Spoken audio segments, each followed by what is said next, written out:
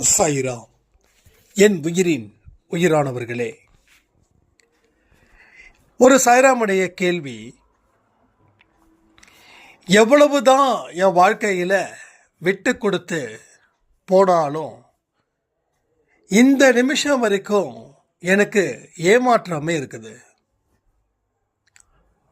இதில் இருந்து மீள்வதற்கு உண்டான வழிகள் எத்தனையோ நான் முயற்சிகள் செய்தும் என்னால் இப்போ வரைக்கும் முடியல. என்னுடைய வாழ்க்கையில் மாற்றத்தை ஏற்படுத்தணும் அப்படின்னு நான் விரும்புகிறேன். அந்த மாற்றத்துக்கு உண்டான வழிமுறைகள் என்னன்னு நீங்கள் சொல்லணும் அப்படின்னாங்க. ஒரு விஷயத்தை நாம் இங்கே புரிஞ்சுக்கிட்டா, விட்டு கொடுத்து வாழும் வாழ்க்கையில் பெரிய அற்புதத்தை நாம் செய்ய முடியும். ஏன்னா கடவுளோட வார்த்தைகளுக்கு கீழ்ப்படுகிறது தானே அன்பேசாய் குடும்பத்தில் இருக்கிற ஒரு குழந்தைங்களுடைய கொள்கைகளாக இருக்கணும். ஒரு அற்புதமான வார்த்தைக்கு சொந்தக்காரர்களாக மாறுங்க. விட்டு கொடுப்பவர்கள் கெட்டுப்போவதில்லை. ஆனால் இதை யாரும் ஒத்துக்க முடியாது, ஒத்துக்கவும் மாட்டீங்க. ஏன் அப்படின்னா, நான் எவ்வளவு தான் விட்டு கொடுக்கறது, போதும், இதுக்கு மேலே விட்டு கொடுத்தோம் அப்படின்னா என் வாழ்க்கையில் எதையுமே நான் சாதிக்க முடியாது. ரெண்டாவது, எல்லாத்தையும் நான் இழந்துடுவேன். அதனால் இது நிச்சயமாக முடியாது, வேற வழி நான் பார்த்துட்ருக்கேன் அப்படின்னும் நிறைய சாய்ராமுடைய மனசில் இந்த மாதிரியான எண்ணங்களும் வந்து வந்து வந்து வந்து போகும். ஸோ இதனோட ரியல் ஃபேக்ட் என்ன? முதல்ல ஒரு விஷயத்தை புரிஞ்சுக்கணும். நீங்கள் விட்டு கொடுக்குறீங்கன்னு நினைக்கிறீங்க, ஆனால் நீங்கள் விட்டு கொடுக்கல. இதுதான் உண்மை. அது எப்படி கடவுளோட வார்த்தை பொய்யாகும்? கடவுள் என்ன சொல்லியிருக்காரு? விட்டு கொடுப்பவர்கள், அடுத்த வார்த்தை என்னது? கெட்டு போயிடுவார்கள் சொன்னாரா? கெட்டு போவது இல்லைன்னு சொன்னார். அப்போ கெட்டு போவது இல்லை அப்படின்னா என்ன அர்த்தங்க? அது அந்த ஒரு லைனில் அப்போ நீ நல்லா வாழுவன்னு அர்த்தம். நீ அதிசயமான ஒரு வழியை ஏற்படுத்தி அதை இந்த உலகத்துக்கு காட்ட போறன்னு அர்த்தம். நான் எதுவுமே மிகப்படுத்திய சொல்லலை. நம்முடைய எதிர்பார்ப்புகள் ஒன்று இருக்கே, அதை பூர்த்தி செய்யறது தான் மற்றவங்களுடைய வேலையா இருக்கணும்னு நாம தீவிரமா நம்புறோம். அதனால தான் நாம் நம்மளுடைய விஷயத்தை நம்ம விட்டு கொடுக்குற மாதிரி நினைக்கிறோம். உங்களுடைய எதிர்பார்ப்புகளை ஒருத்தவர் தீர்க்கணும். நீங்கள் என்னென்னலாம் எதிர்பார்த்தீங்களோ அதன்படி அவர்கள் நடக்கணும். அப்படி நடக்கலைன்னா நான் விட்டு கொடுத்துட்டேன், இவ்வளோ தூரம் விட்டு கொடுத்துருக்குறேன், இந்த மாதிரி லாஜிக், இதுதான் எல்லாரும் செய்யக்கூடிய விஷயங்கள். அப்போ நீங்கள் உண்மையாகவே விட்டு கொடுக்கல. உங்கள் எதிர்பார்ப்பை பொய்யாக்குறத அதை நினச்சி நான் எத்தனையோ விஷயத்தை விட்டு கொடுத்துட்டேன், நான் இப்படி தான் எதிர்பார்த்தேன், இப்படி தான் என் வாழ்க்கையை வாழணும்னு இவர்கிட்ட, ஆனால் அப்படிப்பட்ட ஒரு வாழ்க்கையை வாழலை, அதனால் நான் விட்டு கொடுத்துட்டேன். இதுவா ரியல் அந்த அர்த்தம்? ஸோ இது இல்லை மீனிங், அதை தாண்டின ஒரு மீனிங் இருக்குது. அதுதான் முக்கியம். முதல்ல உங்கள் எதிர்பார்ப்புகளை யாராலையும் எங்கேயும் எந்த நேரத்திலையும் எந்த நொடியிலையும் பூர்த்தி பண்ண முடியாது. உங்களுடைய எக்ஸ்பெக்டேஷனை யாராலையும் ஃபுல்ஃபில் பண்ண முடியாது. உங்களாலேயே கூட உங்களுடைய எதிர்பார்ப்பை நிறைவேற்ற முடியாது. நீங்கள் எங்கேயோ ஒரு விஷயத்துக்கு போகணும்னு நினைக்கிறீங்க, ஆனால் போக முடியல. அப்போ நீங்கள் எதிர்பார்த்த ஒரு விஷயம் உங்களாலேயே செய்ய முடியாதப்போ பிறரால் எப்படி செய்ய முடியும்? இந்த ரெண்டு விஷயமும் ரொம்ப முக்கியமானது. அப்போ இங்கே இருந்து தான் நீங்கள் யோசிக்க ஆரம்பிக்கணும். இங்கே இருந்து தான் உங்கள் வாழ்க்கையை இந்த அர்த்தத்தை வச்சு நீங்கள் ஆரம்பிக்கணும். அப்போ விட்டு கொடுப்பவர்கள் கெட்டு போவதில்லைன்னா என்ன அர்த்தம்? என்னுடைய எதிர்பார்ப்பை நிறைவேற்றல, அதனாலையும் நான் சந்தோஷமாக தான் நான் வாழ்ந்துட்டு இருக்கேன். அப்போ நான் என்னுடைய ஆசைகளை குழி தோண்டி புதைச்சிட்டேன்ல அப்படின்ற ஒரு தாட்டில் தான் இங்கே நாம் வாழ்ந்துக்கிட்டு இருக்கோம். நான் கடவுள் சொல்லக்கூடிய வார்த்தைக்கு என்ன மீனிங் தெரியுமா? யாராவது ஒருத்தவங்க உங்ககிட்ட இதை கொடுங்க, இதை கொடுத்தாதான் என்னால் வாழ முடியும், எனக்கு கண்டிப்பாக வேணும் அப்படின்னா அதை கொடுத்துருங்க, அதை கொடுத்துருங்க. இதுதான் உண்மையாகவே விட்டு கொடுத்து வாழ்வது. அப்போ இப்போ எப்படிங்க அதிசயத்தை கொடுக்க முடியும் அப்படின்னு நீங்கள் கேட்கலாம். ஒருத்தவங்க உங்ககிட்ட டார்கெட் பண்ணுறாங்க, இதை நீங்கள் அவங்கக்கிட்ட கொடுக்கணும் அப்படின்னு. அந்த இடத்துல கடவுள் மேலே பாரத்தை போட்டு நீங்கள் அவங்களுக்கு அதை கொடுத்துட்டீங்கன்னா, நீங்கள் என்ன கொடுத்தீங்களோ அதை விட 10 மடங்கு பலம் வாய்ந்த ஒன்று உங்கள் கையில் கிடைக்கும். இதான் உண்மையாகவே அந்த வார்த்தைக்கு உண்டான அர்த்தம். இதுதான் அர்த்தம். அப்போ இந்த அடிப்படையில் நீங்கள் விட்டு கொடுத்தீங்களா? அப்படி விட்டு கொடுத்துருந்தா கண்டிப்பாக உங்களுக்கு ஒரு பெரிய சக்ஸஸ் கிடைச்சிருக்கும். அப்போ அந்த அடிப்படையில் நீங்கள் செஞ்சீங்களா அப்படின்றத உங்ககிட்ட ஒரு தடவை ரீசெக் பண்ணி பாருங்க. ஏன்னா கடவுளுக்கு உங்கள் மேலே இரக்கம் அதிகம். இது ஒன்று தான் உங்கள் வாழ்க்கையில் சந்தோஷத்தை கொடுத்துச்சு.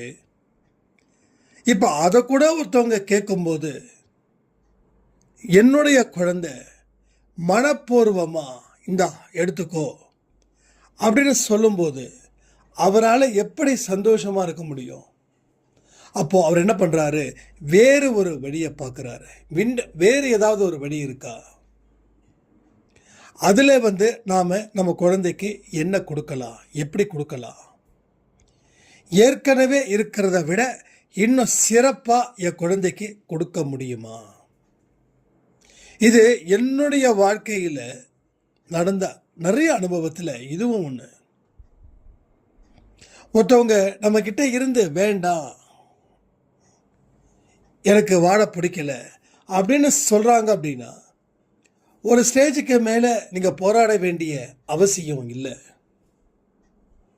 ஏன்னா அவங்களுடைய மனசில் இருந்து வரக்கூடிய வார்த்தைகள் உங்களோட மனசில் போய் சேர்ந்துருக்கும். அந்த வார்த்தைகள் உங்கள் வாழ்க்கையை தொடர்ந்து வாழ முடியுமா இல்லை வாழ முடியாமல் போகுமான்ற உண்மையையும் அந்த வார்த்தைகள் வெளிப்படுத்தி இருக்கும். ஸோ அப்படி இருக்கும்போது நம்ம திரும்பி வாழணும் அப்படின்னு நினைக்க உங்களுடைய மனசு மேலும் ஒரு இறுக்கமான சூழ்நிலையை அது ஏற்படுத்தும். அப்போ நீங்கள் மனநோயாளியாக மாறிடுவீங்க. இப்போ அவங்க அந்த ஒரு கோரிக்கை வைக்கிறாங்கன்னா, ஒரு ஸ்டேஜுக்கு மேலே முடியாதுன்ற உண்மை தெரிஞ்சதுக்கு அப்புறமும் நீங்கள் அந்த விஷயத்துக்கு போராடாமல், இப்போ என்ன அவ்வளோதானே, ஹாப்பியாக இருங்க அப்படின்னு சொல்லி பிரிஞ்சு பாருங்களேன். கடவுள் இப்போ இவர் கூட சேர்ந்து வாழ்ந்த வாழ்க்கையில் வந்த சந்தோஷத்தை விட இதை விட சந்தோஷமான ஒரு வாழ்க்கையை உங்களுக்கு நிச்சயமாக கொடுப்பார். இங்கே நிறைய பேரோட வாழ்க்கையில் அந்த மாற்றத்தை கடவுள் ஏற்படுத்தியிருக்கார். ஸோ இதுதான் விட்டு கொடுப்பவர்கள் கெட்டு போவதில்லை. ஸோ மனப்பூர்வமாக நீங்கள் எந்த ஒரு விஷயத்தை மற்றவங்களுக்கு செய்கிறீங்களோ அந்த மனப்பூர்வமான விஷயத்தை பொறுத்து தான் இங்கே உங்களுக்கு பலன்கள் கிடைக்குதா கிடைக்கலையான்னு தெரிஞ்சுக்க முடியும். ஸோ அந்த கட்டத்துக்கு நீங்கள் வரணும், உங்களை அந்த இடத்துக்கு அழைச்சிட்டு வரணும். அந்த உணர்வு நிலை உங்களுக்கு வர ஆரம்பிச்சிடுச்சுனாவே உங்கள் வாழ்க்கையில் ஒரு புது வேகம், புது உற்சாகம் இங்கே கரை புரண்டு ஓடும். நீங்கள் எத்தனையோ சந்தோஷத்தை படுக்குழியில் புதைச்சிட்டீங்க. அது புதைக்கப்பட்டது தான், அது திருப்பி எடுக்க வேண்டாம். ஒரு இறந்து போனவரோட உடலை புதைச்சா என்ன ஆகும்? மறுபடியும் திரும்பி எடுக்க முடியுமா? எடுக்கக்கூடாது. எடுத்தாலும் எந்த புண்ணியமும் இல்லை. அதே போல் உங்கள் சந்தோஷத்தை நீங்கள் குழியில் போட்டு புதைச்சாச்சு. அப்போது வேற ஒரு கோணம், வேற ஒரு வழி, வேறு ஒரு வாழ்க்கை. இங்கே தான் நம்ம அப்பா அம்மா சித்தப்பா சித்தி எல்லாம் இருக்காங்க. ஆனால் மனசுக்குள்ள ஒரு வைராகியம், என்னால் ஒரு புதுசான சூழ்நிலையை ஏற்படுத்த முடியும், அதில் நான் வாழ முடியும், அதில் உச்சத்தில் என்னால் இருக்க முடியும். அந்த மாதிரியான வைராகியமான வார்த்தைகளை அள்ளி போடுங்க. புதைக்கப்பட்ட சந்தோஷம் அது போகட்டும். புதுசாக ஒரு சந்தோஷத்தை, ஒரு வாழ்க்கையை, ஒரு நிம்மதியை, ஒரு குறிக்கோளை, ஒரு கொள்கையை, ஒரு லட்சியத்தை நாம் உருவாக்கலாமே. ஒன்றும் இல்லை, உங்கள் வீட்டில் ஹால் இருக்குது. அந்த ஹாலில் சோஃபா வந்து ஒரு ஒரு கிட்டத்தட்ட 2 வருஷமாக ஒரே மாதிரி தான் போட்டிருக்கீங்க. சும்மா ட்ரை பண்ணி பாருங்கள். இப்போது இந்த சோஃபாவை வேறு ஒரு இடத்துல போட்டு பாருங்கள். அங்கே இருக்கிற பொருளை இங்கே வச்சு பாருங்கள். டிவியை வேறு ஆங்கிளில் மாட்டி பாருங்கள். இப்போ பார்த்தீங்கன்னா அந்த ஹாலே உங்களுக்கு அவ்வளோ ஹாப்பியாக இருக்கும். அதே ஹாலு தான், ஆனால் பொருள் மட்டும் மாறி இருக்கு. வீடு மாறிச்சுன்னா இன்னும் சூப்பர். பட் அது சொந்த வீட்டில் இருக்கிறவங்க பண்ண முடியாது. ரெண்டாவது வாடகை வீட்டில் கொஞ்சம் கம்ஃபர்டபுளாக இருக்கிறவங்க அது பண்ண முடியாது. ஆனால் ஒரு 4-5 பொருளை மாற்றினாவே ஏதோ புதுசாக இருக்கிற மாதிரி ஒரு ஃபீல் ஆகுதுன்னா, உடம்புல இருக்கக்கூடிய மனசில் இருக்கக்கூடிய சில விஷயத்தை மாற்றும்போது எவ்வளவுக்கு எவ்வளோ ஒரு சந்தோஷம் அங்கே வரும், அங்கே ஒரு நிம்மதி கிடைக்கும். ஸோ லைஃப்ன்றது ஒரு எக்ஸ்பெரிமெண்ட் மாதிரி, அதை பண்ணிக்கிட்டே இருக்கணும். அதை பண்ண பண்ண பண்ண பண்ண துள்ளி குதிப்பது போல நமக்கு சில விஷயங்களை கடவுள் செய்து கொடுப்பார். ஸோ அதுதான் நாம் இங்கே சரி பண்ணணும். அந்த இடத்துல உங்களுக்கு எல்லா விஷயத்தையும் நீங்கள் உருவாக்குங்கள். கவலைகளை, கண்ணீர்களை விட்டுடுங்க, அது அவசியமே இல்லை. கடைசியில் ஒரே ஒரு உயிர் இருக்கும்போது கூட அந்த உயிரை கடவுள் எனக்கு கொடுத்துருக்காரு, அதுக்காக நான் நன்றிகளை சொல்லிதானே ஆகணும். அந்த மாதிரி ஒரு சூழ்நிலையை நீங்கள் உருவாக்குங்க. அந்த லாஸ்ட் மினிட்ல கூட உங்களால் அந்த உயிரை வச்சு ஏதாவது நல்லது செய்ய முடியுமா அப்படின்னு பாருங்க. அப்போது ஒரு உயிராக இருக்கிறது 2 உயிராக மாறும், 2 உயிராக இருக்கிறது 3 உயிராக மாறும், 3 உயிராக இருக்கிறது 4 உயிராக மாறும். ஆக மொத்தம் ஒரு உயிர் வாழ்வதற்கு எத்தனை உறுப்புகளை கொண்ட உயிர்கள் உயிர்ப்பிக்கணுமோ அத்தனை விஷயங்களும் இங்கே கொட்டி கொட்டி கொட்டி கொட்டி நடக்கும். ஆனால் என்ன ஒரு பேட் ஆக்டிவிட்டீஸில் இருக்கும் அப்படின்னா, எல்லாமே இருக்கும், ஆனால் ஒரு மனுஷன் இல்லாததை பற்றியே திங்க் பண்ணுவான். அவனுக்கு எல்லாம் கிடைக்கும், எல்லாமே கிடைக்கும், ஆனால் எது இல்லையோ அதை மட்டும்தான் அவன் யோசிப்பான், எது இல்லையோ அதை மட்டும்தான் அவன் நினைப்பான், எது இல்லையோ அதை நினச்சி தான் அவன் வருத்தமும் படுவான். புரியுதுங்களா? அப்போது இந்த பாயிண்ட் ஆஃப் வியூவில் நீங்கள் திங்க் பண்ணி பார்த்தீங்கன்னா ஒரு புது வாழ்க்கைக்கு ஒரு கோடை நாம் போட முடியும். ஒரு புது எண்ணத்துக்கு ஒரு பட்டயை திட்ட முடியும். அப்போ எல்லாமே உனக்குள்ள இருக்கு. நீ எதை சிந்திக்கிறியோ, எதை நினைக்கிறியோ, அதுதான் இங்க செயலுடைய வெளிப்படையான தன்மையா இருக்குது. நீ வாழ்ந்திருக்கனா உன்னுடைய எண்ணம் நல்லா இருக்குது, நீ வாழலைன்னா உன் எண்ணம் மோசமாக இருக்குது. ஸோ இந்த ஆஸ்பெக்டில் தான் உன்னுடைய லைஃப்பை ஒரு ஃபார்முலாக்குள்ளே நீ கொண்டு வர. அதை சரி பண்ணுவதற்குத்தான் இத்தனை முயற்சிகள். அதை சரி செய்வதற்காக தான் வாய்ப்புகள் உனக்கு கடவுள் திரும்ப திரும்ப கொடுக்குறார். ஆனால் நீயோ வாய்ப்புகள் வேண்டாம் வேண்டாம் வேண்டாம் அப்படின்னு சொல்லிக்கிட்டு இருக்க. ஸோ வாய்ப்புகளை கடவுள் உங்கள் எண்ணங்கள் மூலமாக உருவாக்கிக்கிட்டே இருக்காருன்ற ஒரு விஷயத்தை நீங்கள் புரிஞ்சுக்கணும். அப்போ புரிஞ்சுக்கும் போது தான் அதனுடைய பலம் என்னன்னு தெரியும். அது கொடுக்குற அழுத்தம் ரொம்ப நல்லது. ஏன் தெரியுங்களா?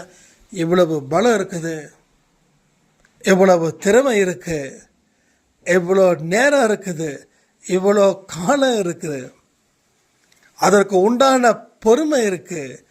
பட் நம்ம ஏன் இன்னும் எதையுமே செய்யலைன்னு அங்கே ஒரு அழுத்தம். அந்த அழுத்தம் உங்கள் வாழ்க்கைக்கு தேவையான ஒன்று. அந்த அழுத்தம் உங்கள் வாழ்க்கைக்கு தேவையான ஒன்று. அந்த மாதிரியான அழுத்தங்கள் உங்களுக்கு இருக்குதான்றதை நீங்கள் செக் பண்ணிக்கோங்க. ஆனால் பெரும்பாலான மனிதர்களுக்கு அழுத்தம் இருக்குது. ஆனால் அந்த அழுத்தம் பலத்தை பேஸ் பண்ணி இல்லை, பலகீனத்தை பேஸ் பண்ணி அந்த அழுத்தம் அவர்களுக்கு கிடைக்கிறது. அப்போ இது எல்லாத்தையும் நீங்கள் கம்பைன் பண்ணி பாருங்க. ஒரு மையப்புள்ளியில இருந்து எல்லாத்தையும் கனெக்ட் பண்ணுங்க. கனெக்ட் பண்ணி அதை ஒரு உருவமாக கொடுங்க. புள்ளிகள் உருவமாகாது இல்லை. ஒரு புள்ளிக்கும் இன்னொரு புள்ளிக்கும் என்ன பண்ணணும்? கனெக்ட் பண்ணணும். அப்போ ஒவ்வொரு புள்ளிக்கும் இன்னொரு புள்ளிக்கும் ஃபுல்லாக கனெக்ட் பண்ணும்போது தான் ஒரு ஒட்டுமொத்த உருவம் கிடைக்கும். அதே போல் உங்களுடைய எண்ணங்கள், பலங்கள் எல்லாமே சிதறி கிடக்குது, எல்லாம் எங்கெங்கேயோ இருக்குது. அதை ஒரு மையப்புள்ளியை கொண்டு வந்து நிறுத்துங்க. அப்போ அந்த மையப்புள்ளி என்னன்னா அதுதான் சாயப்பா. அப்போ சாயப்பாவை எங்கே உட்கார வைக்கணும்? மையத்தில், சென்டரில் உட்கார வைக்கணும். அங்கே இருந்து தான் அத்தனை சக்தியையும் நாம் பெற முடியும். அப்படி பெறப்பட்ட சக்திகள் தான் உன் வாழ்க்கையில் ஈடு இணையற்ற ஒரு வளர்ச்சியை அது கொடுக்கும். இப்போ 2 பாயிண்ட் பேசியிருக்கோம். விட்டு கொடுப்பவர்கள் கெட்டு போவதில்லை, அது ஒன்று. 2வது, நம்மளுடைய பலத்தை நம்ம தவற விட்டுட்டோம். நம்மளுடைய ஒவ்வொரு விஷயங்களும் நம்ம வாழ்க்கையில் என்ன செஞ்சு வச்சுருக்கோம்? பலவிதமான ஒரு சிக்கல்களை ஏற்படுத்தி வச்சுருக்கோம். அந்த சிக்கல்களை களைப்பதற்கே நாம் போராட வேண்டியதாக இருக்குது. அதற்கு அப்புறம்தான் என்ன செய்யணும் அப்படின்றத முடிவு பண்ணுறோம். முடிவு பண்ணி அதற்கப்புறமா பிரச்சனைகளை சால்வ் பண்ணுறதுக்கே நேரம் போகுது, நேரம் வீணாகுது.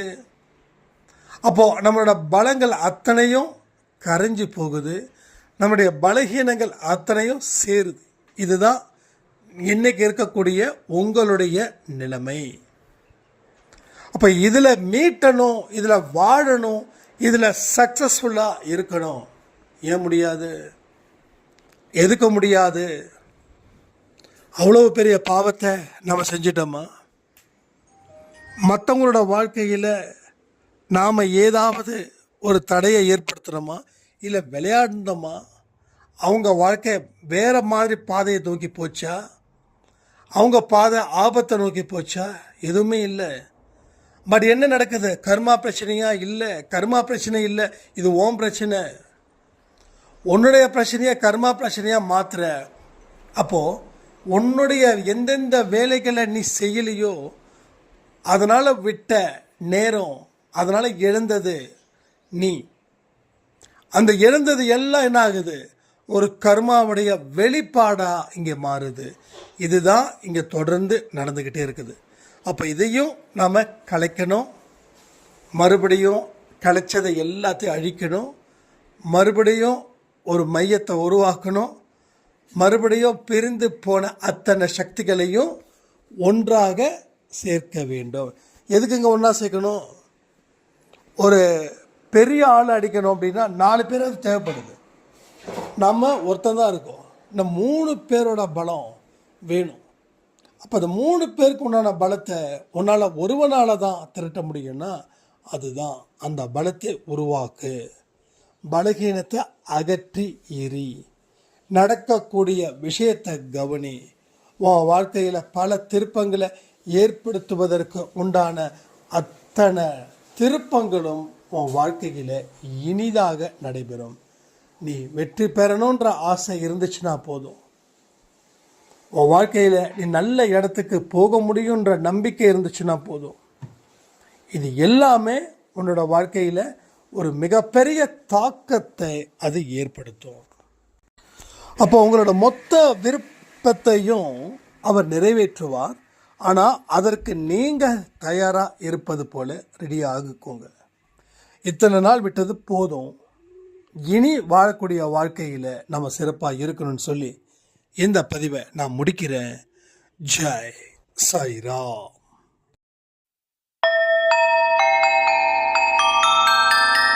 ஓம் சாயிரா.